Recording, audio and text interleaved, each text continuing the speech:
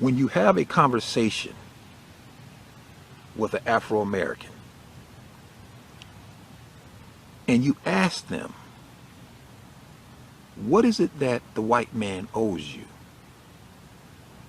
after everything that he has already given you? What is it that you feel that you are lacking? What stone has the American white man left unturned that you feel needs to be uprooted that will balance the scales from this ongoing demonic legacy of slavery? The Negroes, most of them, have no answer. Because in hindsight, if you review the history and you understand what it is that the American white man gave the Negro, the fact that many of your historically black colleges and universities, your HBCUs, were in fact founded and financed by ex-slave owners who took some of their wealth and placed it towards the creation of these black colleges and universities. When you review the civil rights bills, the amendments to the Constitution, when you review affirmative action policies, government set-asides, outlawing discrimination in workforce and education and housing, and the fact that today you Negroes can now eat rib tips and lobster that you purchase with your monthly allotment of food stamps. The remaining balance you then will go sell to some Lebanese or Arab-owned store that dots your community, gaining a few extra dollars that you will put towards your monthly payment for your SUV sitting on 40-inch chrome rims that, by the way, you have parked out in front of your government subsidized house or apartment. So upon further review, Negro, what is it that this white man owes you after all that he has given you? And everything that the white man has given you, Negro, you have still failed to position yourself into the mainstream of American culture. Ethnic groups that just got here yesterday are leapfrogging you. They're leaving you behind because you stand twiddling your thumbs with your hands out, expecting a government handout. What does the white man owe you, Negro? When you take into consideration that if he won't hire you, then why don't you take it upon yourself to be an entrepreneur and create wealth for you and your own people? Everybody else does it. Why is it that you must expect a handout at every turn? Negro, you have $850 billion, and these are conservative numbers, that flows through your community.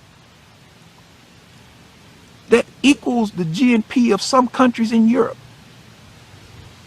This money you spend on cognac, liquor, bourbon, weed, spinning rims, strippers, and of course you pay a few pastor salaries, but you have done absolutely nothing with this wealth.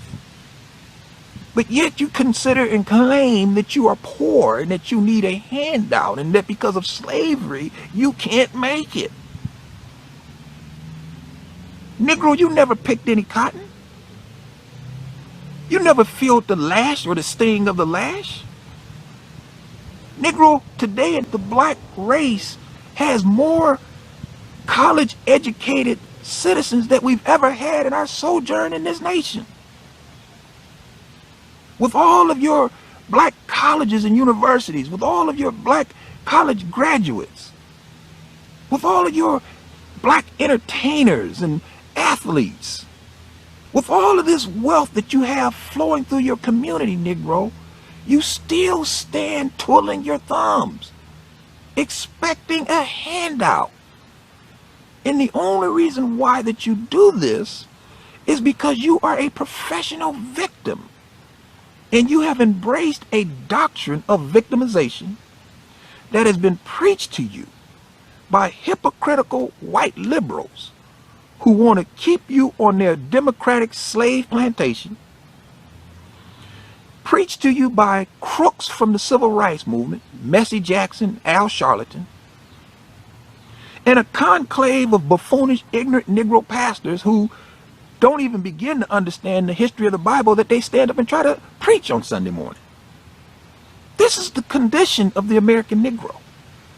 So in light of all these facts, what is it that the white man owes you? He's giving you his daughter. Well, he hasn't really given you his daughter. But he's not lynching you for dating his daughter. There's no lynch mob looking to accost you because you walk down one of the local malls holding the hands of Becky. They're not looking to lynch you, Negro, because you're producing half-breed babies with white women.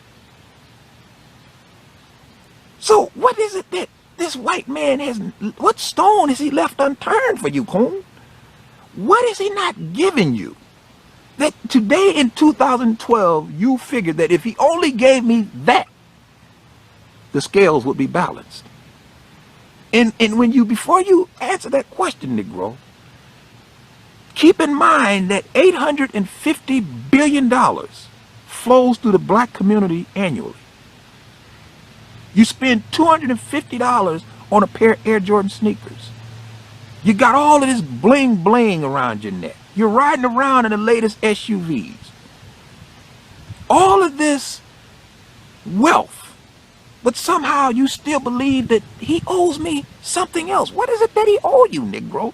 And then what really puts a hole in this whole doctrine of victimization is the fact that not only were you not a slave, Negro, but these white people that you are expecting to pay you for slavery never owned any slaves. This is most baffling to me. But this only goes to show you the thinking of the Afro-American Negro and how he refuses to do for himself what other cultures have done for themselves. The people that came through Ellis Island to this country came here with the clothes on their back. And they rolled up their sleeves and they got busy. And they tried to create a future for themselves and their children, not expecting a government handout, not looking for the government to pave their way.